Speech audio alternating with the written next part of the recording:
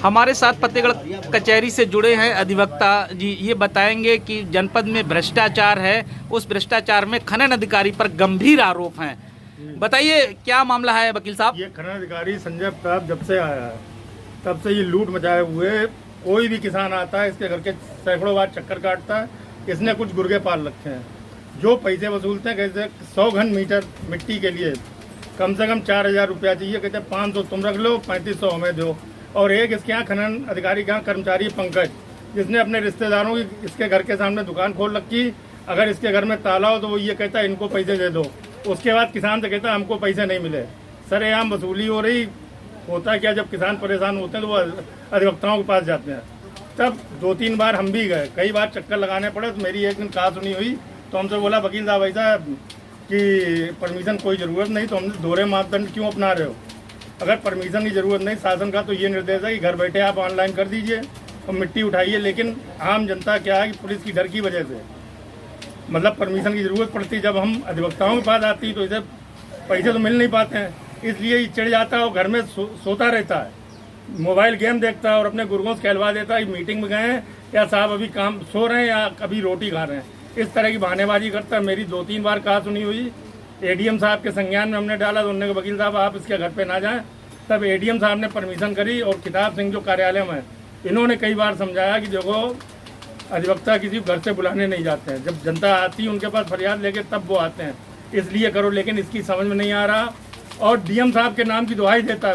DM साहब के साथ अपनी बॉन्डिंग जोड़ता है और ये कहता है डीएम और मेरी एक बात, इस बात के लिए हम शपथ पत्र भी देने को तैयार हैं। ये बहुत ही बेखौफ होकर तानाशाही रवैये से काम कर रहा है और कार्यालय अपना घर से चला रहा है। जब हमने इससे कहा 1-2 बार कि आप कार्यालय में बैठिए, कहिए तो हम अधिवक्ता अगर डीएम साहब से वार्ता करें, तो कहता नहीं डीएम साहब हमारी एक बात, मेरे पास कार्यालय के लिए जगह नहीं। जबकि हकीकत ये, इससे पहले जो निवर्तमान खनन अधिकारी राजीव रंजन थे उनके लिए कार्यालय उपलब्ध था।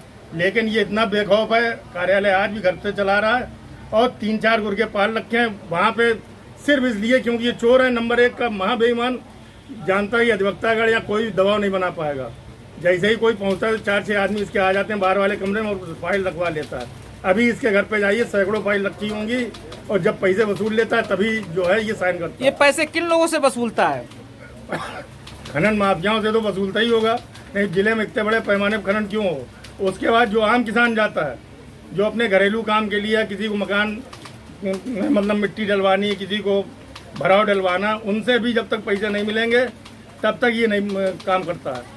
अच्छा कुछ इसके ऑनलाइन वाले पेट है, अब हम नाम नहीं किसी का लेंगे, वो चले जाते हैं सीधे, वो करवा लेते हैं और वक्तागण और पता चला जो किसान है वो बेचारे घर के चक्कर काटते रहते हैं।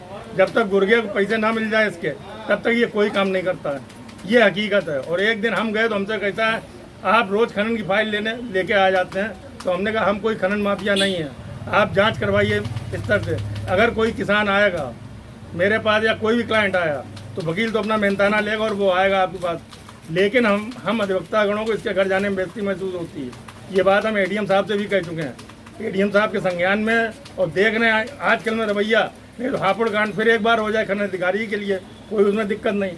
लेकिन अगर ये यही रवैया इनका रहा तो जोर शोर से इनका हर तरीके से विरोध होगा और जो भी जिस स्तर पर निपटेगा। शासन में क्या कहना चाहते हैं प्रमुख सचिव खनन को?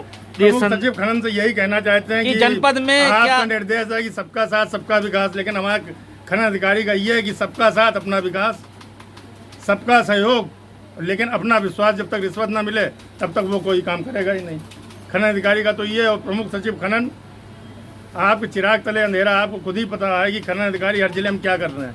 लेकिन वही वाली बात, एक व्यक्ति तो सबको सही कर नहीं सकता।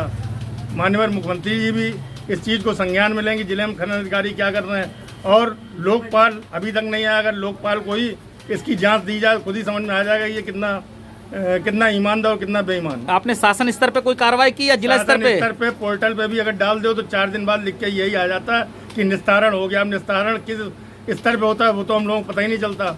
एडीएम साहब के संज्ञान में 3 दिन से, लेकिन इतनी बड़ी विडम्बना है कि आज भी खनन अधिकारी ऑफिस में नहीं बैठ रहे हैं। इतना मतलब बेखौफ है।